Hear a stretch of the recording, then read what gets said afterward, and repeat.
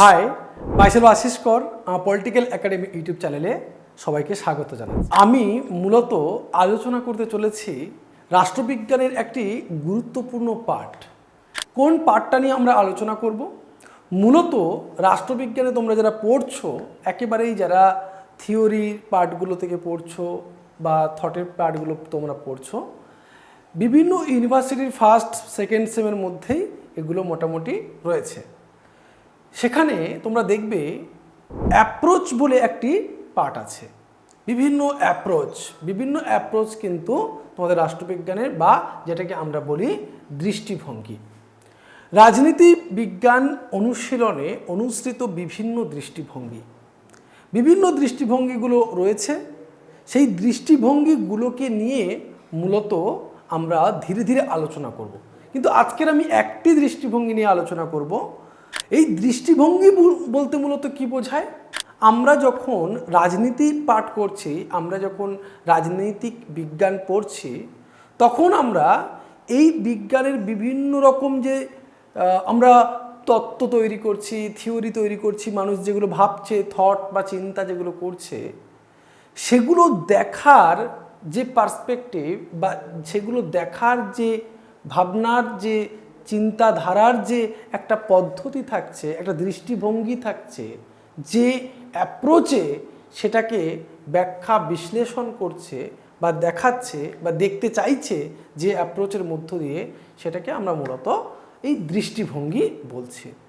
এই যে দৃষ্টিভঙ্গি, এই যে অ্যাপ্রোচ, আমি কিভাবে কোন অ্যাপ্রোচে আমি তোমার কাছে এই তত্ত্বটাকে তুলে ধরার চেষ্টা করছি, কোন দিক থেকে? সেটা কি ঐতিহাসিক দিক থেকে, নাকি সেটা নীতিমানবাচক দিক থেকে, নাকি মার্ক্সীয় দৃষ্টিভঙ্গি দিক থেকে? কোন দৃষ্টিভঙ্গি দিক দিয়ে, কোন চেতনা দিয়ে আমি সেটাকে, সেই অ্যাপ্রোচটাকে আমি তুলে ধরছি? তাহলে চলো আজকে দেখে নেওয়া যাক। আমরা মূলত এই যে দৃষ্টিভঙ্গিগুলোকে দুটো ভাগে ভাগ করেছি। একটা হচ্ছে সাবেকি দৃষ্টিভঙ্গি আর একটা হচ্ছে আধুনিক দৃষ্টিভঙ্গি। এই যে সাবেকি যে দৃষ্টিভঙ্গি, সেগুলো অনেকগুলো দৃষ্টিভঙ্গি রয়েছে, এবং আধুনিক যে দৃষ্টিভঙ্গি, সেগুলো অনেকগুলো রয়েছে। তোমরা দেখতে পাচ্ছ এই যে সাবেকি ও আধুনিক যে দৃষ্টিভঙ্গি, এই দুটো ভাগে আমরা মূলত ভাগ করেছি। এই যে সাবেকি দৃষ্টিভঙ্গির মধ্যে কি রয়েছে? সাবেকি দৃষ্টিভঙ্গির মধ্যে রয়েছে দার্শনিক দৃষ্টিভঙ্গি, যেটা আমরা বলছি দার্শনিক দৃষ্টিভঙ্গি। দ্বিতীয়টা রয়েছে অভিজ্ঞতামূলক দৃষ্টিভঙ্গি। তৃতীয়টা রয়েছে ঐতিহাসিক দৃষ্টিভঙ্গি। তারপরে রয়েছে আইনানুগ দৃষ্টিভঙ্গি এবং তুলনামূলক দৃষ্টিভঙ্গি। এই বিভিন্ন দৃষ্টিভঙ্গির মধ্য দিয়ে, এই বিভিন্ন অ্যাপ্রোচগুলোর মধ্য দিয়ে আমাদের রাজনীতির আলোচনাগুলো কিন্তু বিভিন্ন মানুষ বিভিন্নভাবে করার চেষ্টা করেছে। এটা হচ্ছে সাবেকি, মানে আগের যে দৃষ্টিভঙ্গিগুলো যেমন করে আলোচনা করা হতো। কিন্তু মূলত আমরা দ্বিতীয় বিশ্বযুদ্ধের পরে পরে আমরা যদি দেখি, হ্যাঁ, বা তারও আগে বিভিন্ন রকম যে চিন্তাধারা, যে আধুনিক যে চিন্তাধারার মধ্য দিয়ে কি গড়ে উঠেছে, যেখানে যুক্তিবোধ, যেখানে অন্য রকম যে বিষয়গুলো থাকছে, সেটা হচ্ছে মার্ক্সীয় দৃষ্টিভঙ্গি, আচরণবাদী দৃষ্টিভঙ্গি, নারীবাদী দৃষ্টিভঙ্গি এবং বাস্তু পরিবেশতাত্ত্বিক দৃষ্টিভঙ্গি। এই বিষয়গুলো কিন্তু সাবেকি এবং আধুনিক দৃষ্টিভঙ্গিগুলো আমাদের সিলেবাসে বিভিন্ন সেমিস্টারে তোমাদের রয়েছে। এগুলো নিয়ে মূলত আমি আলোচনা করব। আমি এক এক করে আলোচনা করব। আজকের আমি আলোচনা করব দার্শনিক দৃষ্টিভঙ্গি বলতে আমরা মূলত কি বুঝি, দার্শনিক দৃষ্টিভঙ্গিটা কি। দার্শনিক দৃষ্টিভঙ্গির কথা বললে বা নীতিমানবাচক যে দৃষ্টিভঙ্গি, এই যে দৃষ্টিভঙ্গির কথা যদি আমরা মনে করি বা বলার চেষ্টা করি, সেখানে বললেই আমরা একটা দর্শন চিন্তা পাই, আমরা একটা নীতির কথা বুঝতে পারি, আমরা একটা নৈতিকতার কথা বুঝতে পারি, রীতিনীতির যে বিষয়গুলো, সেগুলো যেন কোথাও মনে আসে। দার্শনিক যে বিষয়গুলো, ভাবনাগুলো, সেগুলো যেন কোথাও থেকে চলে আসে। অর্থাৎ আমরা একটা ভাবের যে জগৎ, ভাববাদী যে চিন্তাধারা, সেটা কোথাও না কোথাও আমরা ভাবতে পারি। এখানে দার্শনিক যে দৃষ্টিভঙ্গি, দার্শনিক যে দর্শন কেন্দ্রিক যে চিন্তাভাবনা, সমস্ত যে চিন্তাভাবনাগুলো দর্শন কেন্দ্রিক। বলছে দেখো, দার্শনিক দৃষ্টিভঙ্গি অনুসৃত হয়েছে রাজনীতি চর্চার সূচনা পর্ব থেকেই গ্রিসে প্লেটোর রচনাতে। প্লেটোর রচনার থেকেই কিন্তু এটা শুরু হয়েছে। বিদ্যমান রাজনৈতিক ব্যবস্থার পর্যালোচনা ও বিশ্লেষণের পরিবর্তে রাজনৈতিক ব্যবস্থা কিরূপ হওয়া উচিত, ব্যক্তির সঙ্গে রাষ্ট্রের সম্পর্ক, রাষ্ট্রকে মান্য করার কারণ, ব্যক্তির অধিকারের সীমারেখা কী হওয়া উচিত, এই ধরনের প্রশ্নগুলি প্রধান বলে বিবেচিত হয়। এখানে মূলত দার্শনিক যে দৃষ্টিভঙ্গি সেখানে কি হয়, সেখানে একটা ভাবনা কাজ করে, একটা নৈতিকতা কাজ করে, নীতিবোধ কাজ করে। এই বিষয়গুলো নিয়ে গড়ে ওঠে কে? দার্শনিক বা নীতিমানবাচক দৃষ্টিভঙ্গি। এই নীতিমানবাচক দৃষ্টিভঙ্গি কি বলে, কোন অ্যাপ্রোচ দেওয়ার চেষ্টা করে, এখানে কি বলছে দেখো, কি বলার চেষ্টা করছে, কি রাজনৈতিক ব্যবস্থার পর্যালোচনা, যে রাজনৈতিক ব্যবস্থাটা রয়েছে বর্তমানে, সেই রাজনৈতিক ব্যবস্থাটা কি, কেমন, কি ব্যাপার, কি বিশ্লেষণ, সেগুলো কি বিশ্লেষণ করে না এরা। রাজনৈতিক যে বিদ্যমান যে রাজনৈতিক ব্যবস্থাটা আছে এখন বর্তমানে, যেটা এক্সিস্ট করছে বর্তমানে, যেটা আছে সেটা নিয়ে তারা আলোচনা করে না। তারা কি নিয়ে আলোচনা করে, কি হওয়া উচিত, কি হওয়া উচিত, কেমন হবে ভবিষ্যতের, এই যে ভাবনাটা, দার্শনিক যে দৃষ্টিভঙ্গি, এই বিষয়টা নিয়ে এরা আলোচনা করে। বলতে চাইছে যে কি রূপ হওয়া উচিত, এই রাজনৈতিক ব্যবস্থা কেমন হওয়া উচিত, রাজনৈতিক ব্যক্তির সঙ্গে রাষ্ট্রের সম্পর্ক কেমন হওয়া উচিত, শুড বি, কেমন হওয়া উচিত, রাষ্ট্রকে মান্য করার কারণ কি, ব্যক্তির অধিকারের সীমারেখা কি হওয়া উচিত, ব্যক্তির যে অধিকারের সীমারেখা কি হওয়া উচিত, রাষ্ট্রকে আমরা কেন মান্য করব, এইটা নিয়ে উচিত। কিন্তু এখন কি হচ্ছে, বিদ্যমান যে রাজনৈতিক ব্যবস্থা, এই রাজনৈতিক ব্যবস্থা কি হচ্ছে সেটা নিয়ে কোনো বিচার বিশ্লেষণ করে না, বা কেমন, কি ব্যাপার, এগুলো নিয়ে একদম বিচার বিশ্লেষণ করে না। দার্শনিক দৃষ্টিভঙ্গি মূলত কি হওয়া উচিত সেটা নিয়ে বিশ্লেষণ করে। চলো এর কিছু ফিচার্স আমরা দেখে নিই। তাহলে মূল যে কথা, তার প্রথম যে কথাটা বলছে দেখো, ঘটনা বা বিষয় সম্পর্কে প্রদত্ত বিবৃতির মধ্যে যখন প্রকৃত বাস্তব ঘটনা বর্ণনার পরিবর্তে নীতি, আদর্শ, মূল্যবোধ প্রভৃতি বিশেষ গুরুত্ব লাভ করে থাকে, তখন তাকে নীতিমানবাচক দৃষ্টিভঙ্গি বলা হয়। মূলত যারা নেট সেট করছো, যারা এসএসসি করছো, তাদের কনসেপ্টটা অত্যন্ত থাকা দরকার। এই কনসেপ্টগুলো থাকলে তোমরা কিন্তু তবেই পাস করতে পারবে। এটা তোমাদের সবার জন্য কিন্তু খুব গুরুত্বপূর্ণ একটি ক্লাস। কি বলছে, প্রথম কি বলছে, যে তার কোনো প্রদত্ত বিষয় সম্পর্কে যেটা আছে, এক্সিস্ট করছে, সেই বিষয়টা বাদ দিয়ে তারা কি করে, প্রকৃত ঘটনা, বাস্তব ঘটনার পরিবর্তে, বাস্তব ঘটনা বর্ণনা করার কোনো প্রয়োজন নেই, এখানে তারা বর্ণনা করেই না। বাস্তব ঘটনা বা বর্ণনা করার পরিবর্তে তারা কি নিয়ে কাজ করে, নীতি, আদর্শ, নৈতিকতা, মূল্যবোধ, এগুলো বিশেষ করে তাদের আলোচনাতে গুরুত্ব হয়ে থাকে। যেমন কি হওয়া উচিত, কি হতে পারত, তাদের সাথে, রাষ্ট্রের সাথে মানুষের সম্পর্ক কেমন হবে, কি হওয়া উচিত ছিল, এগুলো নিয়ে তারা আলোচনা করে। বর্তমানে যে কি হয়েছে এটা নিয়ে তারা বিশ্লেষণ করে না। এটাই হচ্ছে নীতিমানবাচক দৃষ্টিভঙ্গির মূল কথা। দ্বিতীয়টা কি বলছে, নীতিমানবাচক বিবৃতি সমূহ যা আছে, হোয়াট ইজ, যেটা এক্সিস্ট করছে সেটা কি, সেটা বর্ণনা তারা করে না। বলছে তা নিয়ে আলোচনা করার পরিবর্তে, তা নিয়ে আলোচনা করে না, বরং যা হওয়া উচিত, what are to be or should be, এটা নিয়ে তারা আলোচনা করে। কি হওয়া উচিত এই বিষয়টা নিয়ে তারা মূলত আলোচনা করার চেষ্টা করে। তৃতীয়ত কি বলছি, নৈতিক, এথিক্যাল, নির্দেশক, পার্সপেক্টিভ, মূল্যবোধ, মূল্য সাপেক্ষ, ভ্যালু ওরিয়েন্টেড এবং উদ্দেশ্যমূলক, যে টেলিওলজিক্যাল, এই যে বিষয়টা বলছে ভ্যালু ওরিয়েন্টেড, মানে সেখানে ভ্যালু যুক্ত থাকবে, মূল্যবোধ যুক্ত থাকবে, হ্যাঁ, দার্শনিক একটা ভিত্তি যুক্ত থাকবে, নীতি, নৈতিকতা, মোরালিটি, এগুলো বিশেষ করে দার্শনিক দৃষ্টিভঙ্গির সাথে ওতপ্রোতভাবে জড়িত। একটা উদাহরণ দেওয়ার চেষ্টা করে, ধরো তোমাদের যদি বলা হয়, আমি যদি একটা কথা বলি তোমাদের, যে ধরো আমি এখানে আরেকটা তোমাদের দৃষ্টিভঙ্গি আছে, সেটাও পড়াবো পরবর্তীকালে। যদি দেখো তোমাদের একটা দৃষ্টিভঙ্গির কথা বলি, অভিজ্ঞতামূলক দৃষ্টিভঙ্গি। অভিজ্ঞতামূলক দৃষ্টিভঙ্গি মানে কি, যে আমরা যা কিছু আমরা বুঝবো, যা কিছু আমরা জানবো, সবগুলো অভিজ্ঞতার মধ্য দিয়ে। যেমন আমরা অনেকে বলি না, ওর বয়স অনেক হয়ে গেছে, মানে তার অনেক অভিজ্ঞতা।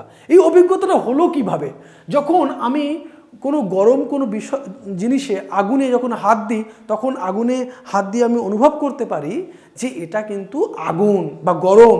লোহার গরম রডে যদি হাত দিই সেটা ছুঁয়ে বুঝতে পারি যে গরম এটা। অর্থাৎ ওটা ছুঁয়ে দেখে আমি বিড়ালটাকে দেখছি, গরুটাকে দেখছি, এই যে বিষয়গুলো থাকে এগুলো দেখে আমরা কি অনুভব করলাম? অভিজ্ঞতা, আমাদের সেন্স অর্গান দিয়ে আমরা বুঝতে পারলাম বা অভিজ্ঞতা আমাদের হলো যে এটা ঠান্ডা, এটা গরম, এটা এই, এটা সেই, এগুলো আমরা বুঝতে পারলাম। এখান থেকে আমাদের অভিজ্ঞতার মধ্য দিয়ে যে বোঝা, আমরা যে অভিজ্ঞতার মধ্য দিয়ে যেটা বুঝতে পারছি, এরা কিন্তু সেটা চাইছে না, এরা অভিজ্ঞতার মধ্য দিয়ে বুঝতে চাইছে না। এরা কি করে? এদের যে বিষয়, এদের যে বিস্তৃতি, সেটা মূলত কিসের উপর দাঁড়িয়ে থাকে? সেটা একটা ভাবনার জগতে, সেটা একটা টিলিওলজিক্যাল জগতে দাঁড়িয়ে থাকে, একটা ভাবনার পরিবেষ্টিত জগতে। তারা আগে থেকে কি করে? তারা আগে থেকে কোনো একটা বিষয়, একটা হাইপোথিসিস করে নেয়। এরা যখন কাজ করে, এরা যখন কোনো বিষয় নিয়ে আলোচনা করতে চায়, এরা কি করে? এই দার্শনিক দৃষ্টিভঙ্গি, এরা একটা টিলিওলজিক্যাল যে ভাবনা, অর্থাৎ আগের থেকে একটা হাইপোথিসিস করে নিল, আগের থেকে একটা ধরে নেয়, কোনো বিষয়টাকে ধরে নিয়ে এরা এগোয়। অর্থাৎ এদের যে পরিস্থিতিতে এরা বিচার বিশ্লেষণ করে অবরোহী পদ্ধতিতে। আমি এক্ষুনি আলোচনা করব। এখানে দেখো তোমাদের যে বৈশিষ্ট্যের কথা বলছে, এখানে প্রথম বৈশিষ্ট্য হচ্ছে মূল্যমান যুক্ত আলোচনা। আমরা এক্ষুনি দেখলাম যেখানে ভ্যালু থাকবে। অভিজ্ঞতাবাদীতে কিন্তু এই যে ভ্যালু ওরিয়েন্ট থাকে না, মূল্যমান নিরপেক্ষতার আলোচনা করে। যে মূল্যমান নিরপেক্ষ আলোচনা বলতে কি বোঝায়? মূল্যমান নিরপেক্ষ আলোচনা বলতে বোঝায় যে কোনো রকম সেখানে আবেগ, সেখানে অযৌক্তিক কোনো বিষয়, মূল্যবোধ, এগুলোর কোনো গুরুত্ব থাকবে না। সেখানে শুধুমাত্র কি থাকবে? শুধুমাত্র বিজ্ঞান ভিত্তিক পদ্ধতিতে আলোচনা করা হবে। বিজ্ঞান ভিত্তিক পর্যবেক্ষণ, পর্যবেক্ষণের মধ্য দিয়ে, পরিমাপের মধ্য দিয়ে, গণিত, এটা ওটা বা যেটা দেখছি, যেটা পর্যবেক্ষণ করছি, সেগুলোর মধ্য দিয়ে তারা বিচার বিশ্লেষণ করবে। কিন্তু দার্শনিক দৃষ্টিভঙ্গি কি বলে? মূল্যমান যুক্ত আলোচনা। এখানে আবেগেরও প্রাধান্য থাকবে, মূল্যবোধ থাকবে, নীতি থাকবে, নৈতিকতা থাকবে। এখানে এই মূল্যমান অর্থাৎ ভ্যালু, এগুলো যুক্ত আলোচনা এখানে হবে। দ্বিতীয়ত বলছে বিষয়গত প্রকৃতি। এটা হচ্ছে সাবজেক্টিভ, এটা হচ্ছে সাবজেক্টিভ, প্রকৃতিগত দিক থেকে সাবজেক্টিভ। কেন প্রকৃতিগত দিক থেকে সাবজেক্টিভ? কারণ একটা দার্শনিক দৃষ্টিভঙ্গি মূলত এই সাবজেক্টিভ বিষয়টাকে তুলে ধরতে চায়। তার ভিতরে বিভিন্ন বিষয়গুলো নিয়ে বিচার বিশ্লেষণ এরা করে না। কি বিষয়টা কি সেটা আলোচনা এখানে বিষয় করে বিষয়গতর উপরে গুরুত্ব দিচ্ছে। বিষয় সাবজেক্টিভ, অবজেক্টিভের উপরে এরা গুরুত্ব দেয় না, মনে রাখবে। 3 নম্বর বলছে অবরোহী পদ্ধতি। আমি যেটা বলছিলাম, অবরোহী বলতে ডিডাকটিভ মেথড। এরা ডিডাকটিভ মেথড ব্যবহার করে যখন আলোচনা করে। What is deductive method? দুটো মেথড আছে, একটা হচ্ছে ইন্ডাকটিভ আর একটা হচ্ছে ডিডাকটিভ। এই ইন্ডাকটিভ মেথডটা কি আর ডিডাকটিভ মেথডটা কি তোমরা ভালো করে বোঝার চেষ্টা করবে কিন্তু ক্লাসগুলোতে। আর যদি না বুঝতে পারো আমাকে অবশ্যই বলবে, আমি আবার বোঝানোর চেষ্টা করব তোমাদের। ইন্ডাকটিভ তোমরা ভালো করে বোঝার চেষ্টা করে। একটা হচ্ছে ইন্ডাকটিভ, এই যে ইন্ডাকটিভ, আর একটা হচ্ছে ডিডাকটিভ, তাই না? এই যে দুটো, একটা হচ্ছে এইটুকু মনে রাখো, ইন প্লাস ডাকটিভ আর ডি প্লাস ডাকটিভ। ইন মানে হচ্ছে প্রবেশ, ইন মানে হচ্ছে আমি মধ্যে, আর ডিডাকটিভ করে কথা হচ্ছে বাদ দেওয়া। এরকম করে তোমরা মনে রাখবে। অর্থাৎ ইন করে করে, জুড়ে জুড়ে, প্লাস করে করে, প্লাস করে যখন আমি কোনো একটা তত্ত্ব তৈরি করছি, যখন একটা জুড়ে জুড়ে আমি যারা একটা ফুলের মালা গাঁথছি, অনেকগুলো ফুল একসাথে দিয়ে অনেকগুলো ফুল আমরা একসাথে দিয়ে কি করি? একটা মালা গাঁথি, তাই তো? তাহলে ইন করছি, ইন করে করে আমরা একটা জায়গায় পৌঁছাচ্ছি, সেটা হচ্ছে মালা তৈরি হচ্ছে অবশেষে। তেমনি এই ইন্ডাকটিভ মেথড যারা ফলো করে, এই ইন্ডাকটিভ মেথডের মধ্য দিয়ে কি করে? ইন্ডাকটিভ মেথডের মধ্য দিয়ে মূলত অনেকগুলো বিষয় দেখলো, অনেকগুলো ঘটনা দেখলো, সেই ঘটনাগুলোকে এক জায়গায় করলো, করে সেগুলোকে জুড়ে একটা সিদ্ধান্তে এলো, একটা তত্ত্ব তৈরি হলো, একটা থিওরি তৈরি হলো।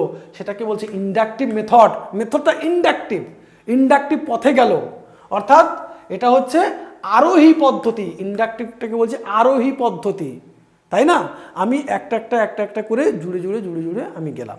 যেমন কেউ যদি বলে ভাতটা হয়েছে কিনা দেখো তো, আমরা কি করি, সব ভাত কি টিপে দেখতে দেখি, একটা ভাত দেখেই বলে দিই যে না ভাত হয়ে গেছে, বা 2-4টে ভাত টিপে দেখেই বলে দিই যে সব ভাত হয়ে গেছে। তার মানে কি, একটা ভাত দেখলাম, দেখে সব ভাতকে আমি বিচার করতে পারলাম। এই যে পদ্ধতিটা, এটাকে বলছে ইন্ডাকটিভ মেথড। আশা করি বুঝতে পেরেছো। আর ডিডাকটিভ মেথডটা কি? ডিডাকটিভ মেথডটা বলতে আমরা কি বোঝাই? ডিডাকটিভ যে মেথড সেটা বলছে ডিডাক্ট করা, কেটে বাদ দেওয়া, বাদ দিতে যাওয়া। আসলে এখানে কি করা হয়, এখানে একটা হাইপোথিসিস আকারে ধরে নেওয়া হয়। এই দার্শনিক দৃষ্টিভঙ্গি, এই অবরোহী পদ্ধতি বা এই ডিডাকটিভ পদ্ধতিতে এরা বিশ্বাস করে। এরা একটা বিষয় কিছু ধরে নেয়, এরা কল্পনা করে নেয়, ভাবে, একটা টিলিওলজিক্যাল ভাবনা, একটা ভেবে নিল, একটা ভাবনাতে ভেবে নিল বা একটা ধরে নিল যে না এখানে যারা এই যে আছে, এখানে যারা আছে এরা কেউ এই কোম্পানিতে কাজ করে না, এটা ভাবনা ভেবে নিল, তারপরে সেটাকে প্রমাণ করার চেষ্টা করে। ধীরে ধীরে দেখলো যে তারপর ম্যানেজারও কাজ করছে না, তারপর দেখে যে এই কর্মীটা কাজ করছে না, ওই কর্মীটা কাজ করছে না, কেটে বাদ দিতে একটা সিদ্ধান্তে আসে না এই কোম্পানিতে সত্যি কেউ কাজ করে না। কিন্তু আমি উদাহরণ দিচ্ছি, দেখো ডিডাকটিভ মানে দেখো কেটে বাদ দেওয়া, মানে আমি ধরতে হোল টু পার্টের কথা বলে এরা। এই ডিডাকটিভ হোল টু পার্ট বলতে আমি ধরো যখন আমি একটা গাছের দিকে তাকাই, আমরা কি করি, সেই পুরো গাছটাকে আমরা দেখতে পাই, তাই না? আমরা পুরো গাছটাকে আমরা দেখতে পাই। এই যে পুরো গাছটাকে আমরা দেখতে পেলাম, সেখান থেকে কি করে এরা, এই গাছটাকে দেখতে তারপরে আমরা আস্তে আস্তে ফল দেখতে পাই, ফুল দেখতে পাই, পাতা দেখতে পাই, গাছের শিকড় দেখতে পাই বা ডালপালা দেখতে পাই, আস্তে আস্তে অঙ্গ প্রত্যঙ্গগুলো দেখি।